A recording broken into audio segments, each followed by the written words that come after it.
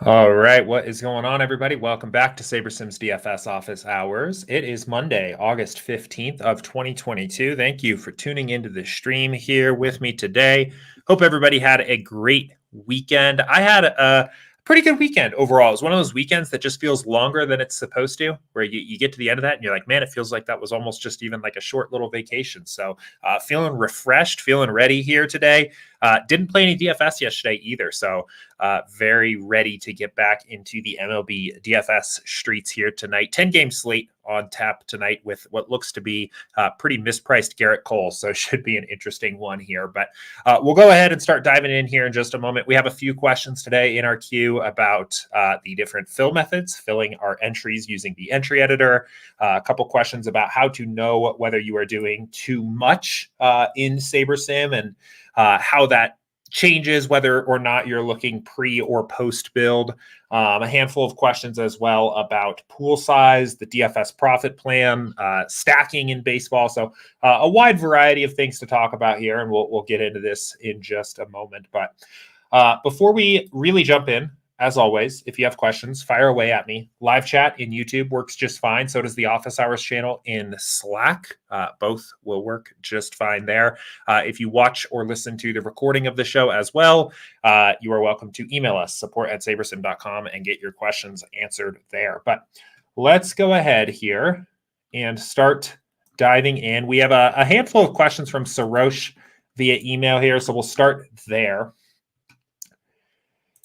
And first question says, filling entries. Is there any backtesting data that supports one that offers any specific advantages when filling by unique random versus rank, etc.? What does unique random actually mean? Randomly chosen from your lineup pool and not duplicated. Yeah, let's talk about this here real quick. So what we'll do, I will get an entries file loaded in tonight here. And I have 150 entries spread out in true DFS Profit Plan fashion across my different diversifiers and my elevator contests. We'll get a quick pool of 150 lineups put together here, and then we'll talk about the different fill methods. So while this is building here, I'll mention that, there's not really a best fill method. See a weird message on my camera here. I hope we're okay. I think we're all right. Should be okay. We've been having some camera issues lately, unfortunately, here. So we'll keep an eye out on the camera. I might need to do a little bit of troubleshooting and see what's going on here. I'm not really sure why we've been having issues. But anyway, what was I saying? There's not a best fill method here. There's not one that's better than the other. It's not something that's really like back testable. There's just differences in what each of them do. And it kind of depends on how risk averse or risk tolerant you are, and how much also that you want to leave up to Saber score, basically how much you want to value Saber score in the process for your lineup. So if we click fill entries, let's talk about what each of these do first.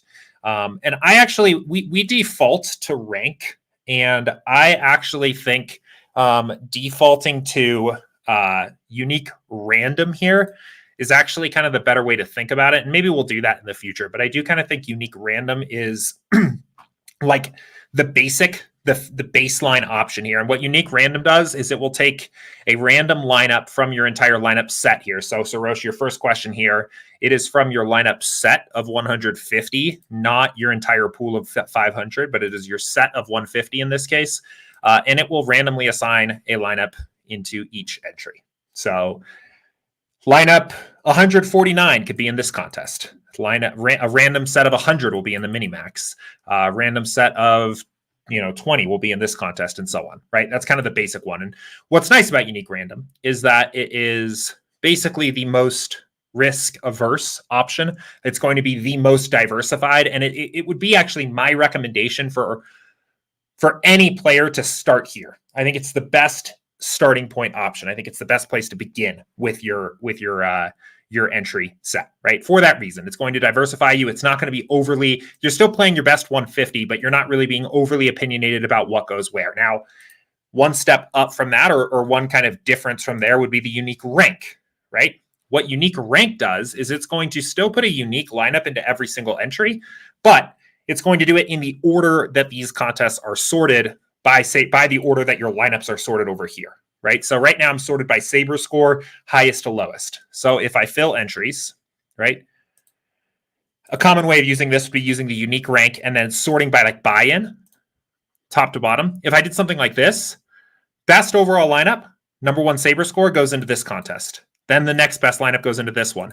Then the next 3 go into this one. Then the next 1 goes into this one. Then the next 20 and so on from there, right? That is the way that our unique rank sorting would go. So you're still diversifying, right? But you are going to put more financial equity, in this case, sorting by buy-in, into your highest Saber score lineups. Now, that's not necessarily a bad thing, right? Your higher Saber score lineups are theoretically going to be your highest expected value lineups, especially over the very long term. That's not necessarily true on a micro level on any given slate, but over the long term, that's generally true. But your top overall lineups may not be necessarily as diversified as your entire pool. You may emphasize a stronger concentration of players amongst these top lineups than across the bottom lineups in the pool. And you can actually just see this. For example, if we look and say Jordan Alvarez is owned in 33% of our lineups in our total set of 150, but in our top 10, he is. Well, that's a bad example because it is actually very close. Here's a better example. Adley Rutschman shows up in 60% of our top 10 lineups, but in our top 150, he is only in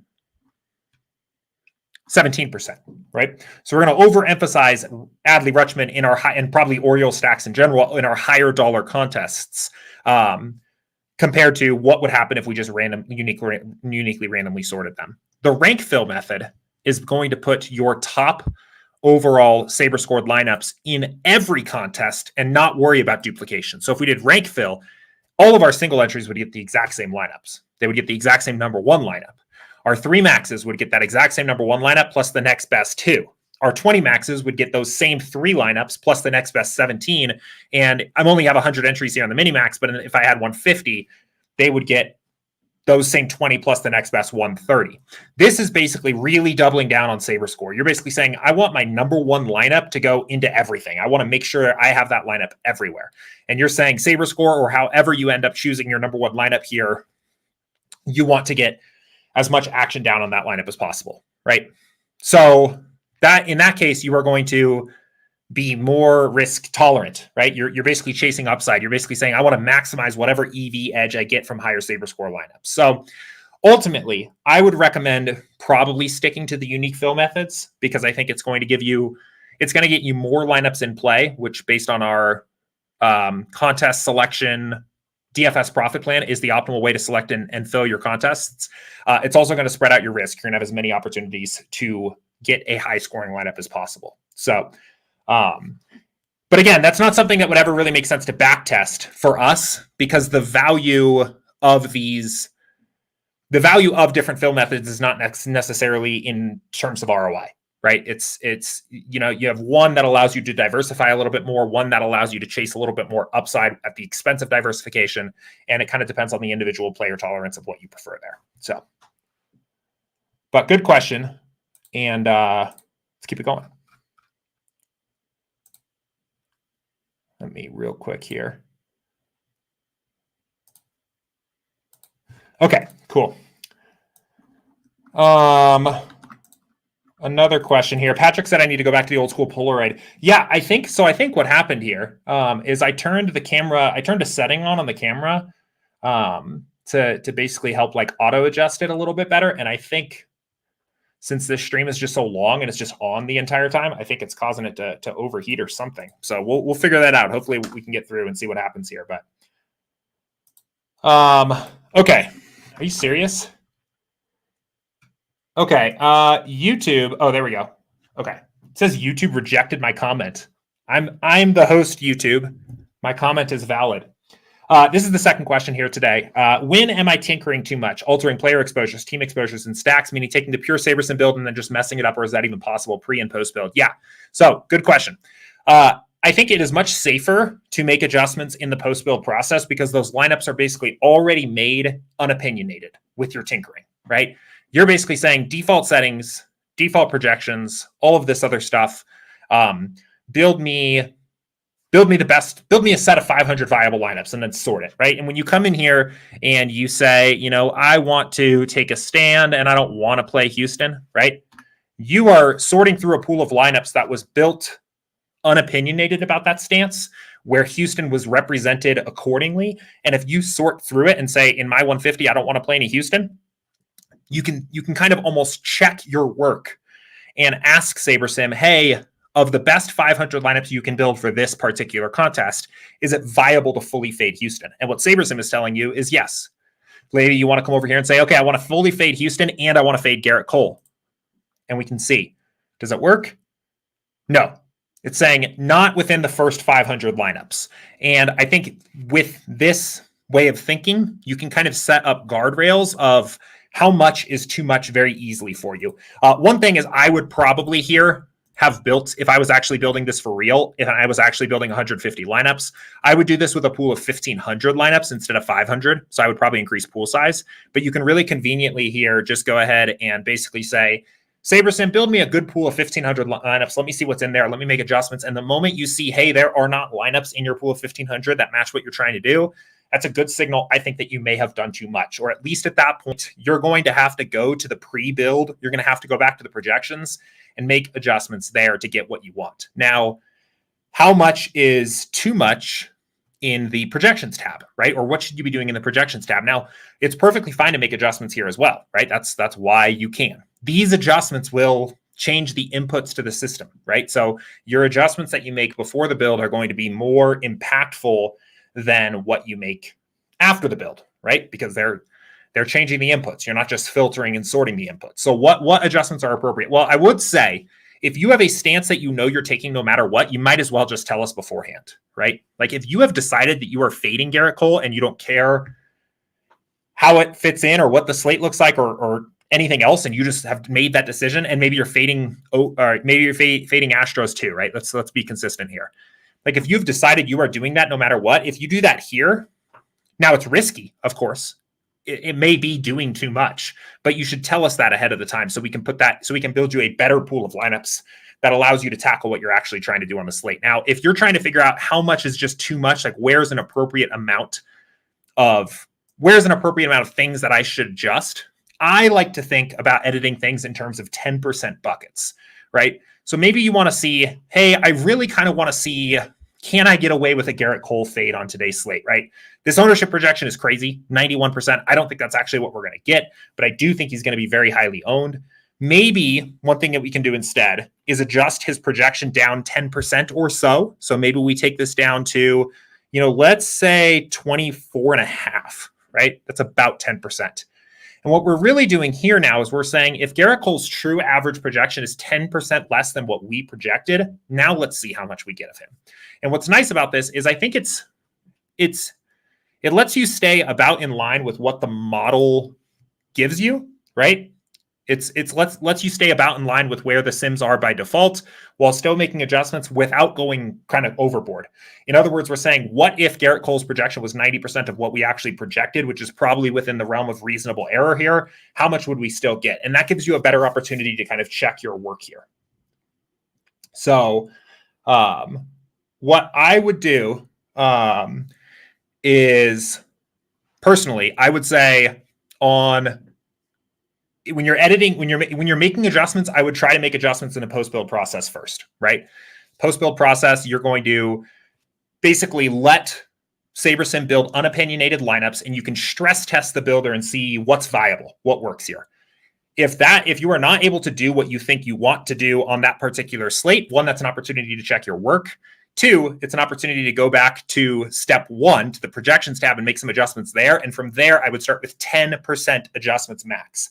And you're basically saying, if this projection is off by 10% or less, now how viable it is. And we see even, this is a good like case study. Even if Garrett Cole's true projection is 90% of what we project for him, you're still going over the field on him. You're still getting 97% exposure in your top 150. And in fact, let's see how much we're getting in our larger pool.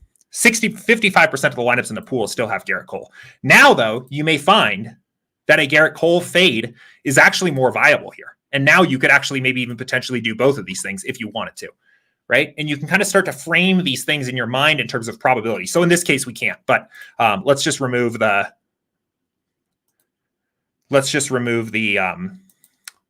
Houston thing I just did, right?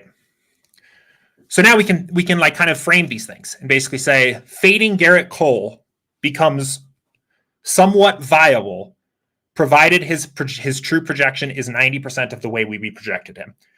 Now you can't get away with fading both him and Astros, right? But we also didn't adjust the Astros projection. So we could come over here then and say, if we adjust Garrett Cole's projection to 90% of what his actual outcome is, and also change the Astros team total down. For team totals, 10 percentages get a little bit weird. So I like to think about it in terms of half runs. So if we say, if the Astros true team total is a half run less than what we project, plus Garrett Cole's projection is 90% of what we project, then how viable is a fade in a 150 max tournament?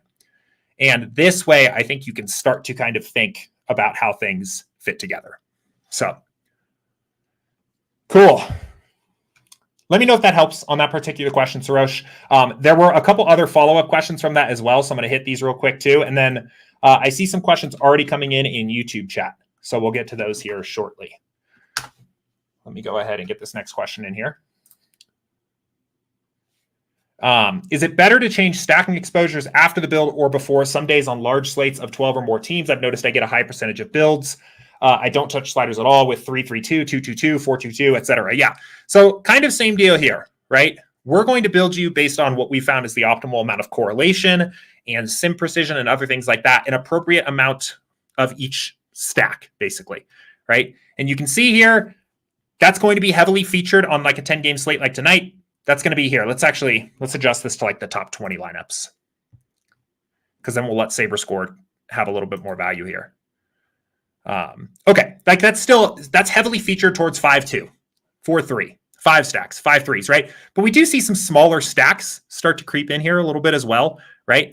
3-3-2s, right? Where you're still getting some correlation in there, 3 threes with 2 one-offs, right? But not perfectly stack sized up, right? You can if you look at the pool, the overall large pool, you'll kind of see a similar story. On a 10-game slate, what are the best 2 stacks to play? 4-3, 5-2, 4-2. For me, I typically don't set a lot of stacking rules ahead of time, right? I kind of like to see this information and see where particular opportunities are to play different stacks and on a different size slate, how I can vary. So there's nothing wrong with just building this without a stacking rule and making adjustments from there, right? That's what I do most of the time. I think you can come in here and say, I get what SaberSim's saying, but in my 20 lineups, I don't want to play a 3-3-2 or a 3-3, right?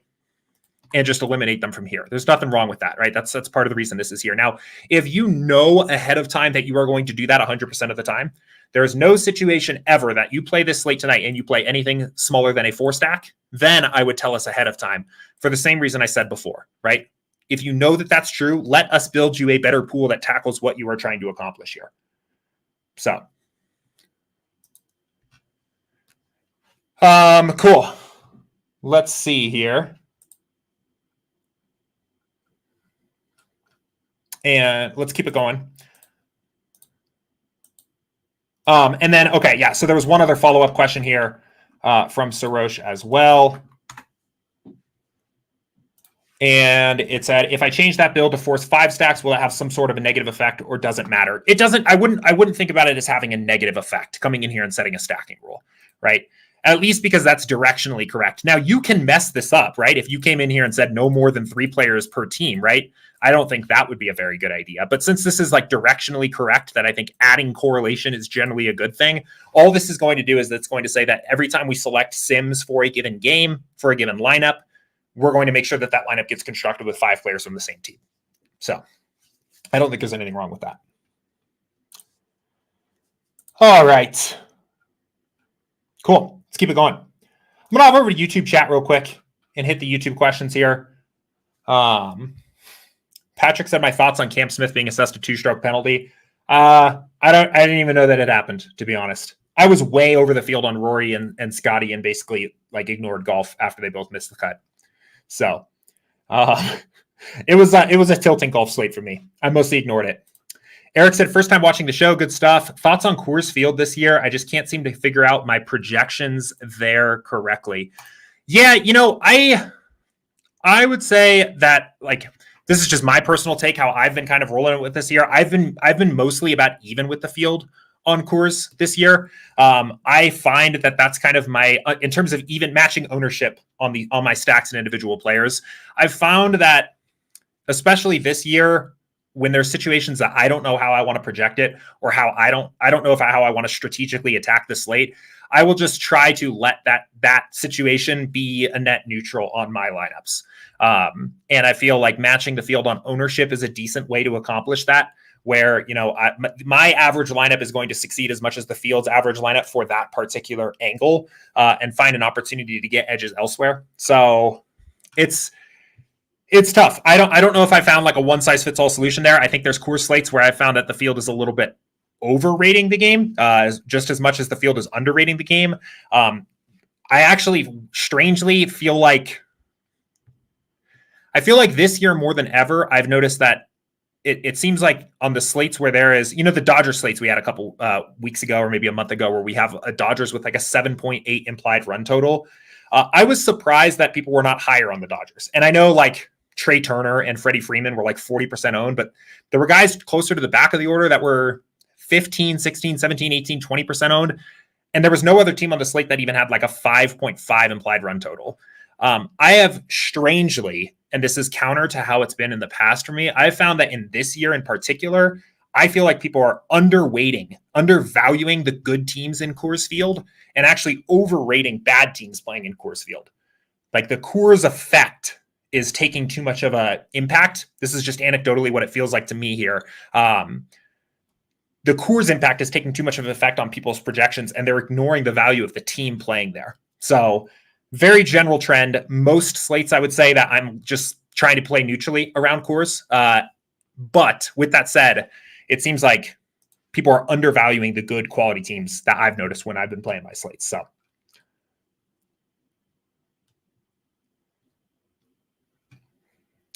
cool. Ryan said, good to have Counter-Strike back. Yeah, I bet Will is happy as well. Patrick said, Sunday baseball slates are the weirdest. Dodgers getting shut out. Wacha was mowing down the Yankees, almost had a perfect game yesterday. Mateo was the most hated man in Tampa Bay. Yeah, I skipped the slate yesterday. I had some company over, was taking it easy, but I was catching up, and it seemed like a good one. So, Clint said, Jordan, been away during baseball season. Looks like things have changed in SaberSim. Will you guys do an overview recap of the changes for us coming back to football? That's not a bad idea. We do have a lot of football content coming out, and there'll be, football videos talking about how to use SaberSim to be successful in your football lineups. And I think just the 2022 versions of those videos will help provide a lot of that recap and a lot of that overview of what has changed. Not a bad idea to do kind of an overview recap video, though, of some of the changes. We do have one other kind of big feature that we are hoping to get out very early in football season as well, that will overhaul the way that rules are made in SaberSim, stacking rules and grouping rules and things like that. So maybe after that comes out, I could see us doing a video like that. So, but also, if you have any questions for me about anything that you're seeing that is different, playing a handful of baseball slates before football gets ramped up, I think is a great way to get back in the swing of things here. So,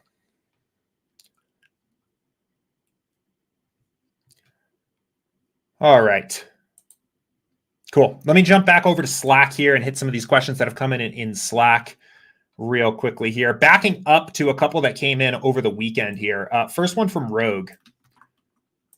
And this is an interesting one.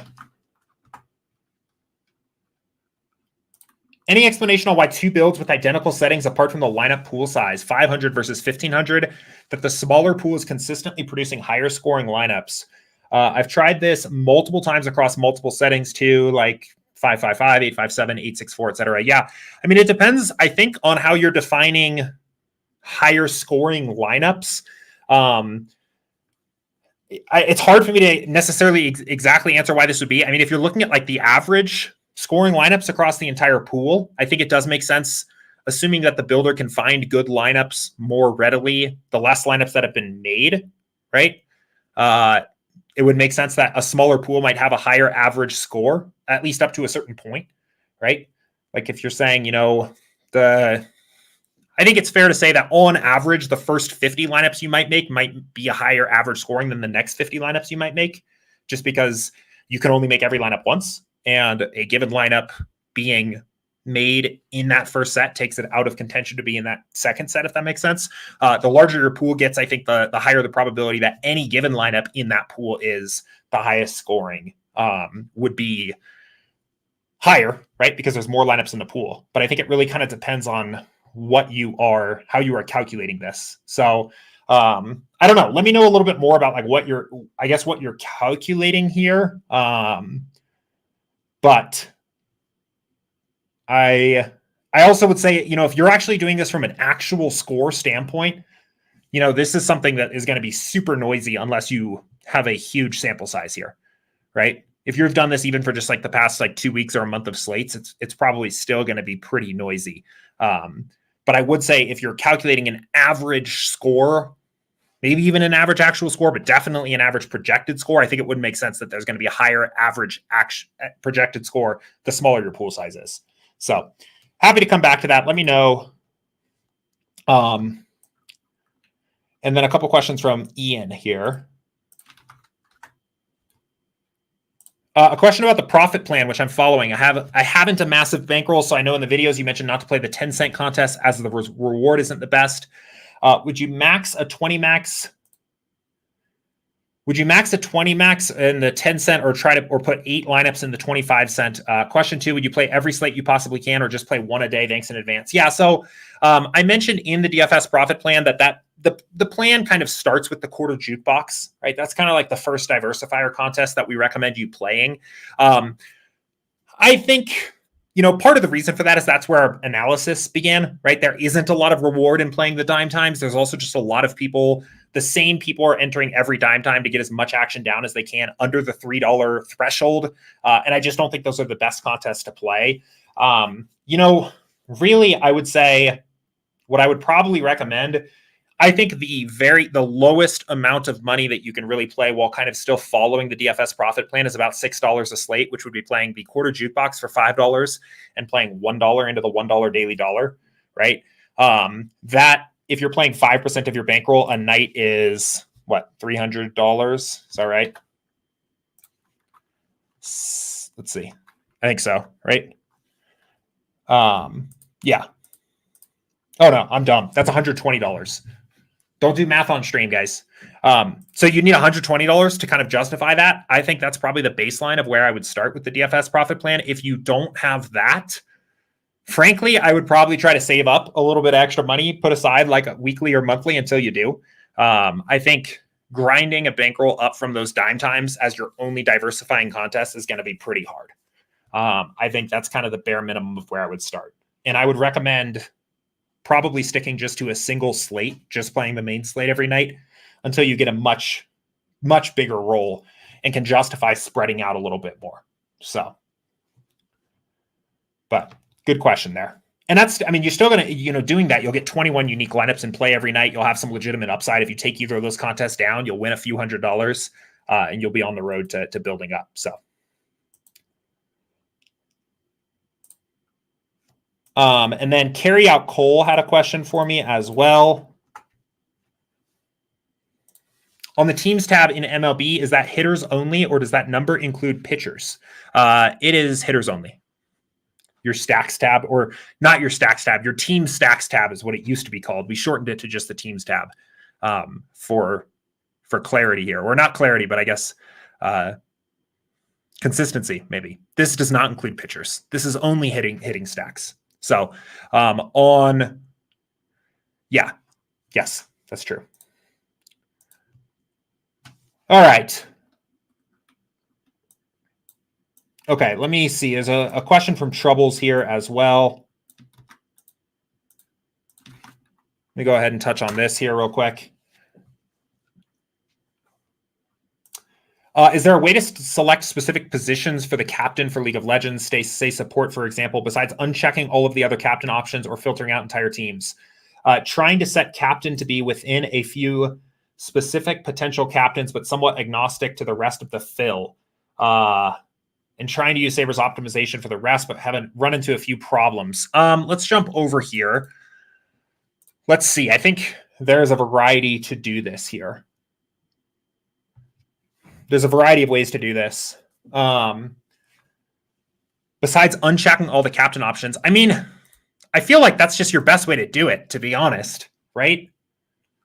I know that's not, I know that's a little bit time consuming, but like assuming, you know, a common thing that I've done, like when I've played League here is I'll just say, you know, I only want ADs and mids as captain, right? I mean, I know this is a little tedious here, but, you know, just going through and checking everybody that fits AD and mid for each team. I mean, you could even do it team by team, and that might actually be easier, at least as a way to double check.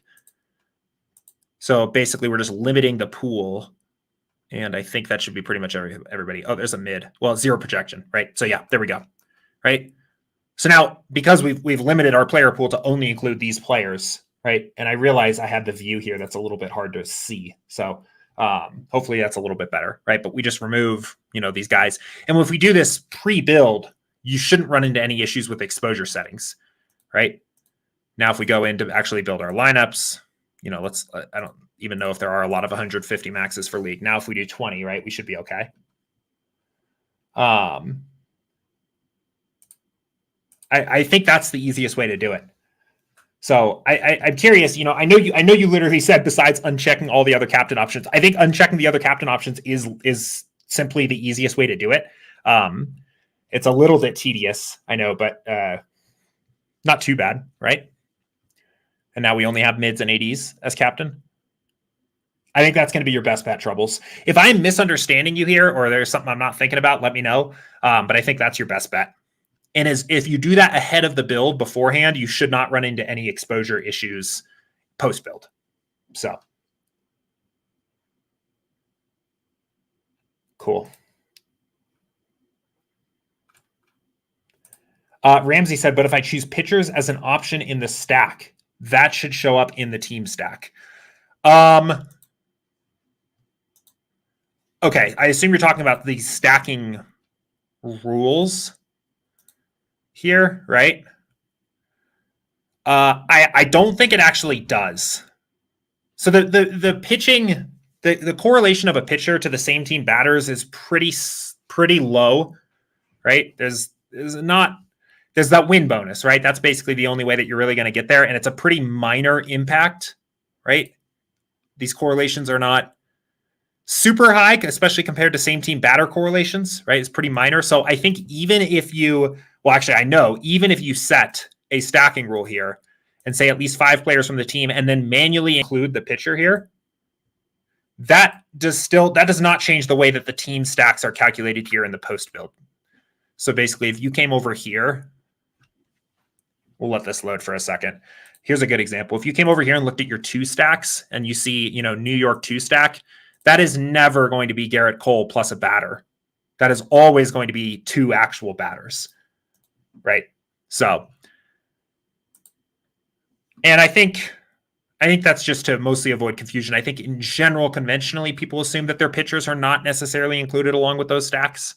So now for something like a quarterback, right, it'll be listed differently for football. Quarterback, very strong correlation to this wide receiver. So in that case, in fact, the way we display this completely differently. Well, not completely differently, but we display this differently for football and typically say like QB plus 2 or something like that instead of 2 stacks, 3 stacks, 4 stacks, and 5 stacks. But you get the point. So, okay, let me back up, get caught up here again. Eric said the DraftKings MLB World Championship would be a repeat of this weekend. D-backs at Coors. Yeah, the live finals are weird because you also end up having that like bit of a meta game coming into play, where it's like, what is this field going to do in the field size of like 100 or whatever it's going to be? I don't know. It's tough. I feel like my gut is telling me that field might.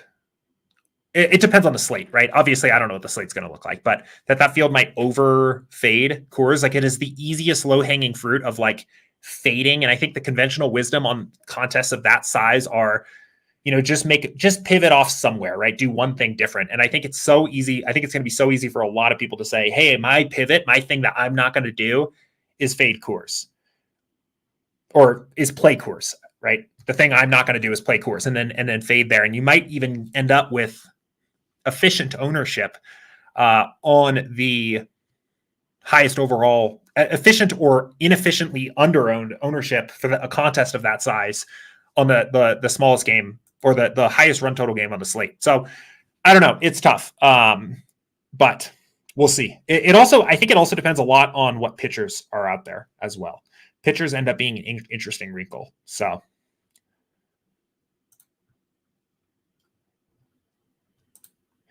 Eamon said, what's up, Air Jordan? When will the new plan be revealed? So we're still building features for it, basically, is the short answer. So I don't have an ETA on that. Once those are done, we'll start talking about what the release looks like. But we're basically still building it. So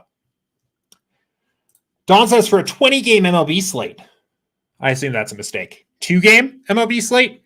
I don't know of any 20-game MLB slates. I'll assume you're talking about a 2-game MLB slate. Is there an optimum size for number? Or maybe you're talking about 10, because it is a 10-game slate tonight. Anyway, is there an optimum size for number of selections instead of the 500? I guess it doesn't really matter what size the slate is. I would say 500 is good for most. Well, actually, let me say this. If you're playing 50 or more unique lineups, I typically start to increase this personally. I like to know that this number is at least 10x this number. In other words, I like knowing that for every lineup that I'm actually going to take with me into my contest, I built it 10 times and then picked the best of that set of 10 based on the angle I want to play, right? So if I'm playing 150, I'll put this up to 1,500. That's just me personally. If I'm playing basically, if I'm playing, I pretty much always leave the minimum here of 500. So if I'm playing 20, I'll still do 500. But if it's 75, 750, something like that. That's just a general rule of thumb. That's just for me too, personally. That's kind of the minimum I like to work with. Ultimately, it really depends on how much time do you have. More lineups takes more time. And two, how many adjustments in the post-build screen do you end up making, right?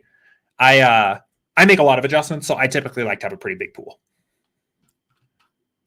So Don says he meant a 2-game slate. Thanks for the correction. Yeah, I don't think it impacts the slates. I don't think slate size has a huge impact there. So all right, let's see.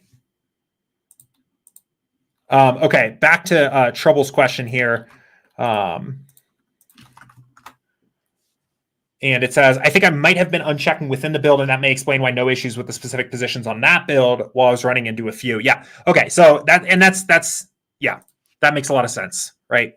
And that's the perfect example of where if you know you have a stance to take on the slate, you know that you only want these captains, tell us before the build, or I don't want to say tell us, don't tell me, tell your app, tell SaberSim that you want that before the build, and you'll get a more receptive and flexible and adaptable build and pool to work with after the build.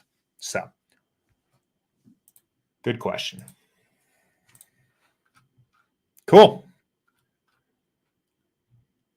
Any other questions here for me today? I think we are all caught up. I don't see anything else here at the moment. I'll wait a moment here for any other questions that anybody else has to come in. In the meantime, pull the slate up here again. I think this is an interesting one here tonight that we've got in front of us. This Garrett Cole situation is pretty unique. Really underpriced, right? Just grossly underpriced. I mean, you can look around the industry. I think this number is too high. I will say that. But I don't think this is too high. I think I was looking around, and I think there's a lot of people out there that are even higher on Cole than us. And he is priced like he and Ohtani are equivalents. Or, even that he and like Julio Urias is kind of an equivalent, right? Like, or not that far above. Garrett Cole has a 9.5 strikeout prop. I mean, this is a pretty significant mispricing here. I think I would not be surprised if this true value is maybe 65. I don't think in a large field GPP that the field is going to roster 91% of a pitcher. The way our ownership projection model works, it's algorithmic, right? It calculates ownership the way a computer would calculate ownership. And it's basically, this is more representative of how poorly he is mispriced than actually what the real number is here. I think the real number is going to be about 65%, but man, it is That is a big mispricing. The pricing this year just has not been very good on either site for baseball. Part of the reason why I have experimented lowering min salary on a lot of these slates, just because it seems like they're pulling money out of the hat some nights. So, or pulling salaries out of the hat. So, okay. Troubles has a question here. Any profit plan suggestions to stay on track with smaller lobbies like UFC, League of Legends, NFL Showdown, etc., where the contest unique/availability by stakes aren't well stratified? Better to send in a bullet or two in the large fields instead of maxing small field entries, or is that bankroll/risk tolerance specific? Yeah. So this is interesting. I do think you have to apply a little bit of your personal, like, the more unique lineups you play, contest agnostic, the more you are going to spread out your risk and get more opportunities to realize some of your EV at once. Now, there is sometimes a bit of an upside sacrifice there, where if you are investing some of the available money you have to play a slate in smaller field, lower dollar contests, that is money that could have been spent elsewhere, right? So let's just look at this real quick. I mean, I would say in general, I don't know if NFL is the best example here. I would say this is a hard question to answer. I would say in general, I would do your best to follow the tenets, like the step-by-step walkthrough of entering contests for a given slate, while asking yourself, are these contests that you really want to play? Right? Like, I think, League of Legends is an interesting example here where, if your bankroll takes you up all the way to be playing the flagship League of Legends contest, like the $15, you might not be the right candidate to also be playing and maxing out the quarter jukebox and filling those in uniquely, right? Like, these are almost apples and oranges at these stakes. What I typically do as a general kind of rule of thumb is I kind of figure out what is the lowest total prize pool that I would be willing to play, right? What is the lowest total prize pool that makes sense for me, and eliminating contests that don't really fit into that. So, if I'm playing baseball tonight here, for example, my minimum, I might want a prize pool that has at least, and baseball is probably not the best example because it is literally the example that is used, in the original video. But I might want a prize pool that is at least $1,000 to first, or $10,000 to first maybe is actually a little bit of a better example, or something like that. And then you can still use the DFS Profit Plan principles, but select for contests that are all in the same bucket of general prize pools. So the other thing is, on smaller sports like League of Legends, tennis, that kind of thing, you're just going to get pushed in the direction of playing the flagship sooner. That's kind of the way it goes. So it does depend a little bit on what your personal tolerance is, or what you're totally looking to get out of it. So